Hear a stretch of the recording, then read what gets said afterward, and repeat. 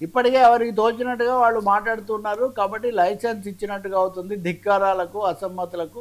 కాబట్టి ఇది ఏమాత్రం మంచిది కాదు అనే వాదన ఒకవైపు నుంచి. సో వీటి మధ్యలో రాష్ట్రంలో పరిపాలనకు సంబంధించి కానీ, కాంగ్రెస్ పార్టీకి సంబంధించి కానీ ఒక పూర్తి అస్తవ్యస్త పరిస్థితి, ఒక అయోమయ అవస్థ మటుకు ఏర్పడింది. ఇంకా దాని నుంచి బయటపడడానికి పోటాపోటీ ప్రకటనలు, హెచ్చరికలు తీవ్రమైనవి మాట్లాడుతున్నా. ఎందుకంటే నిన్న మల్లు రవి మాట్లాడారు క్రమశిక్షణ కమిటీ తరఫున.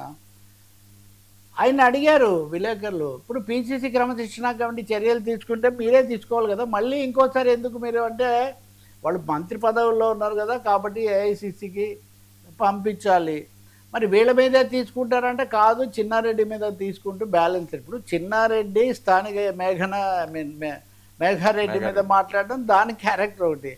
మంత్రిగా ఉన్న వ్యక్తి వాళ్ళ కుటుంబ సభ్యులు ముఖ్యమంత్రి మీద మాట్లాడడం ఒకటి. అంటే బ్యాలెన్స్ చేయడానికి అవస్థ పడుతున్నారా? ఇంకా ఏమేమి బయటకు వస్తాయి? కాబట్టి ఏఐసిసి ఎందుకు ఇంత వ్యవధి తీసుకుంటుంది? ఇది ముఖ్యమంత్రిని ఒక విధంగా ముఖ్యమంత్రి మాట ఆలస్యం చేసి ఎవరు ఏదైనా మాట్లాడొచ్చు అనడానికి లైసెన్స్ అవుతుందా? ఇవ్వడం కోసమే ఇలా చేస్తున్నారా? ఇట్లా చాలా ప్రశ్నలు ఉన్నాయి.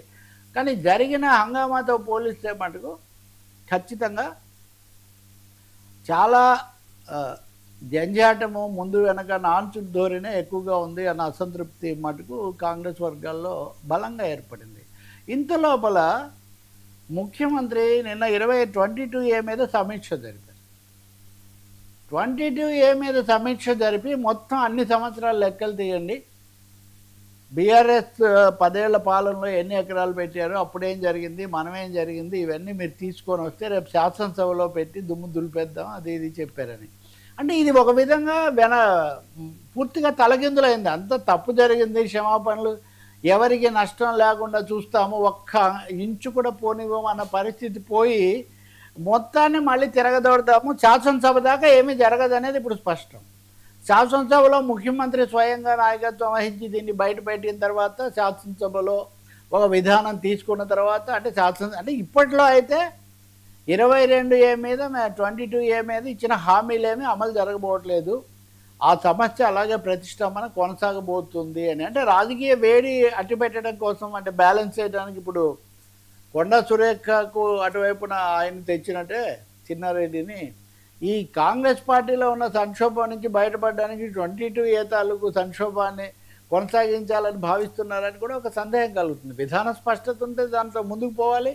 స్వయంగా ముఖ్యమంత్రి చెప్పున్నారు కదా. కాబట్టి ఈ సమయంలోనే వాస్తవానికి బీజేపీ కూడా కిషన్ రెడ్డి ప్రకటన చేశారు. రేవంత్ రెడ్డి ఢిల్లీకి వెళ్ళకపోవడం దాని గురించి మాట్లాడుతున్నారు. అమెరికా పర్యటనకు అనుమతించకపోవడం దాని గురించి ఆయన చెప్తున్నారు. కానీ అమెరికా వెళ్ళి పాకిస్తాన్కి అనుకూలమైన మమ్దాని ఆయన కలుసుకోవాలనుకున్నాడని చాలా పెద్ద ఆరోపణ అండి. ఇప్పుడు ఇంతకుముందు ముఖ్యమంత్రి అన్నది ఏంటి, నన్ను ఆపడం అంటే తెలంగాణను అవమానించడం, తెలంగాణ ముఖ్యమంత్రిని అనేది. ఇప్పుడు కేంద్ర మంత్రి, తెలంగాణ ముఖ్యమంత్రి పాకిస్తాన్ అనుకూలతో చేతులు కలపడానికి వెళ్తానన్నారు, అందుకే మేము ఆపామని చెప్తున్నారు. ఇది కేంద్రం చెప్పిందా? పోనీ ఆయనకి ఏమన్నా మంత్రిగా ఆయన easy privy to such information తెలీదు. మూడోది, అసలు మమ్దాని న్యూయార్క్ మేయరు, ఆయన ట్రంప్ వ్యతిరేకి, ఆయన సోషలిస్టు లెఫ్టిస్ట్, ఆయన ఉన్నంతలో ఇండియన్ ఆరిజిన్ ఉన్న వ్యక్తి. ఆయన ఇండియన్ ఆరిజిన్ ఉన్న వ్యక్తి, ఆయన పాకిస్తాన్ అని మీరు ఆయన ఇప్పటివరకు భారతీయ మూలాలు ఉన్నాయి, వాళ్ళ అమ్మమ్మ ఇప్పటికీ భారతదేశంలోనే బతుకుతుంది. ఆయన కావడానికి మతపరంగా ముస్లిం అయిండొచ్చు, కానీ భారతీయ మూలాలున్న వ్యక్తి. మనము కమలా హారిస్ అయితే సంతోషిస్తాము, ఇంకొకరైతే సంతోషిస్తాము. మరి భారతీయుడు వాళ్ళ కుటుంబ మూలాలు భారతదేశంలో ఉన్నవాడిని పట్టుకొని పాకిస్తాన్ ఏజెంట్ అని, పాకిస్తాన్కి చాలా సన్నిహితుడని కేంద్ర మంత్రి ఎలా ఆరోపిస్తున్నారండి? ఆ కారణంతో రేవంత్ రెడ్డిని ఆపేయమని కేంద్రం ఏమైనా చెప్పింది? అదే అయితే నిజంగా దేశద్రోహం కింద భావించాలి కదా. కాబట్టి ఎవరి కార్డు వాళ్ళు ప్లే చేస్తున్నారు ఇక్కడ.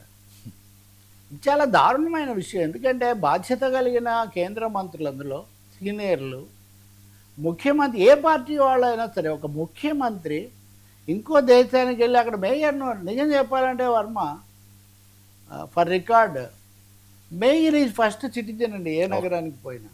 మిగిలిన వాళ్ళందరినీ